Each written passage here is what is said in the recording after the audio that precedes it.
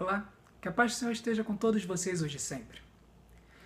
No vídeo de hoje nós vamos estudar talvez um momento em que, aos olhos do povo, a liderança de Saul foi totalmente comprometida e ele passou a ser visto não mais como a pessoa que iria liderá-los dali para frente.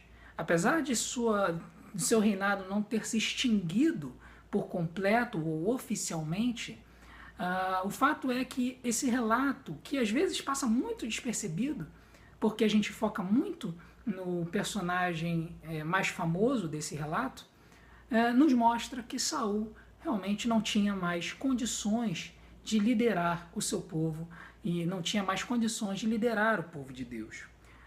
O relato se apresenta no texto de 1 Samuel, capítulo 17. E esse relato é muito conhecido. É o relato em que Davi, recém-ungido rei por Samuel, ele vai à frente de batalha quando os israelitas chegam ao fronte para enfrentar os filisteus. E do outro lado, no campo filisteu, um gigante chamado Golias se apresentava clamando e chamando para que uma pessoa o enfrentasse e evitasse o derramamento de sangue. E nessa batalha 1 a 1, quem vencesse ganharia a guerra e levaria todos os despojos. Pois bem, Golias ele se apresentava todo dia, chamava o povo de Israel para enviar uma pessoa e ninguém aparecia. Pois é, só que se a gente se lembrar da figura do rei Saul, a gente percebe que provavelmente aos olhos do povo de Deus, ele seria a pessoa mais indicada, porque se a gente se lembrar, ele era uma pessoa extremamente alta, provavelmente muito forte. Todo o povo de Israel batia no seu ombro. Então, provavelmente, Saul ele seria aquele que teria o melhor porte, a melhor condição dentro do povo de Israel para enfrentar o gigante. Só que o texto bíblico fala que, assim como o seu povo, Saul também não se mexe. Fica quieto no canto dele, enquanto o gigante Golias constantemente achincalha o povo de Deus, falando que ninguém tinha coragem para enfrentá-lo.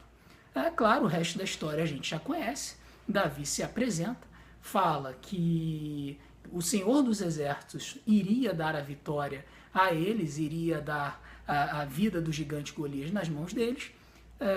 As pessoas riem, os próprios irmãos de Davi riem da situação, mas Davi se apresenta para enfrentar o gigante, tenta colocar a armadura de Saul, a armadura de Saul fica muito grande nele, então ele vai à frente e com 5 pedras e um estilingue, uma funda no caso, arremessa uma pedra na cabeça do gigante, a pedra acerta a cabeça do gigante, ele fica tonto, cai para trás, Davi pega a espada do gigante, corta a cabeça, vence a batalha e com isso os israelitas vencem aquela batalha contra os filisteus.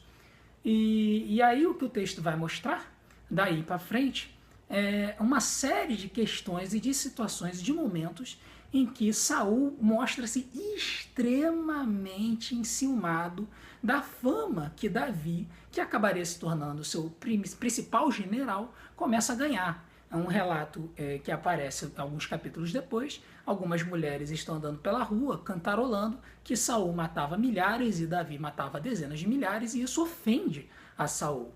E faz com que ele inicie uma caçada insana, tentando acabar com a vida de Davi.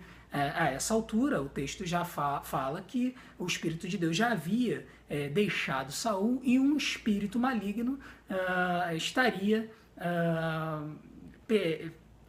tomando posse de Saul e atormentando a vida dele. Então, o que fica para nós é o relato de como essa situação se mostrou e se formou. Saul poderia até ter perdido a batalha contra Golias, talvez certamente teria perdido, mas a sua honra teria sido preservada. Porém, ele preferiu o caminho mais fácil e não enfrentou o gigante e acabou vendo a sua liderança destruída pela figura daquele pequeno e jovem pastor de ovelhas que acabou matando o gigante e acabou se tornando um general famoso dentro do povo de Israel. Fica a lição para nós de que quando Deus nos capacita, ele certamente assegura a vitória para nós. Saul, a essa altura, totalmente envaidecido, já não tinha mais a certeza da parte do Senhor de que ele teria condições de vencer as batalhas. E por isso ele aqui acaba se amedrontando e por conta disso uma série de situações vão se desenrolar até o final do livro de 1 Samuel.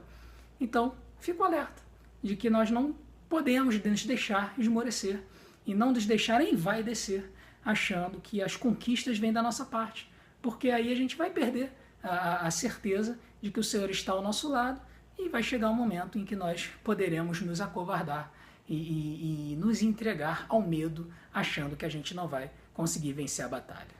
Fico alerta, não se deixe levar pelo medo. Paz e graça, que Deus os abençoe.